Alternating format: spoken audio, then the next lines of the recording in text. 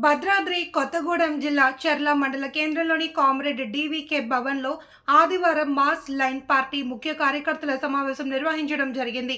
ఈ సమావేశానికి mass line party Bhadrachalam division నాయకులు కొండా చరణ్ పాల్గొని మాట్లాడుతూ రిక్రూట్మెంట్ చేయకుండా బదిలీలు చేయడం సమంజసం కాదని, ఇన్ఛార్జ్ వ్యవస్థలో పంచాయతీ పారిశుద్ధ్యానికి, ప్రజా పరిపాలన సౌలభ్యానికి న్యాయం జరగదని, చర్ల మేనేజర్ మేజర్ గ్రామ పంచాయతీకి వెంటనే రెగ్యులర్ కార్యదర్శి నియమించాలి అని ఆయన డిమాండ్ చేశారు.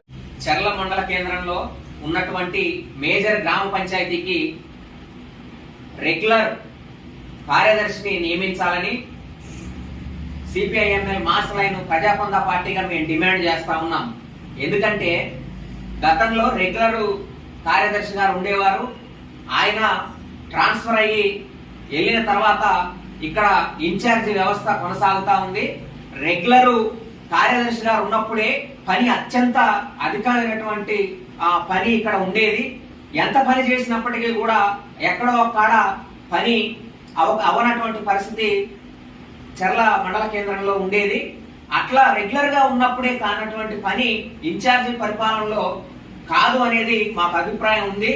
కాబట్టి చర్ల ప్రాంతం ఇప్పుడు వర్షాకాలం వస్తా ఉంది. సీజనల్ వ్యాధులు ఎక్కువగా వచ్చేటువంటి అవకాశం ఉంటది.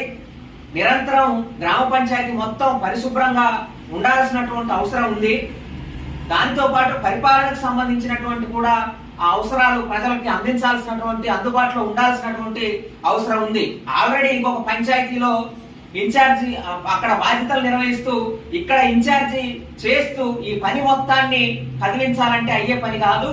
మండలంలోనే అత్యంత పెద్ద పంచాయతీగా చర్ల మేజర్ గ్రామ పంచాయతీ ఉంది.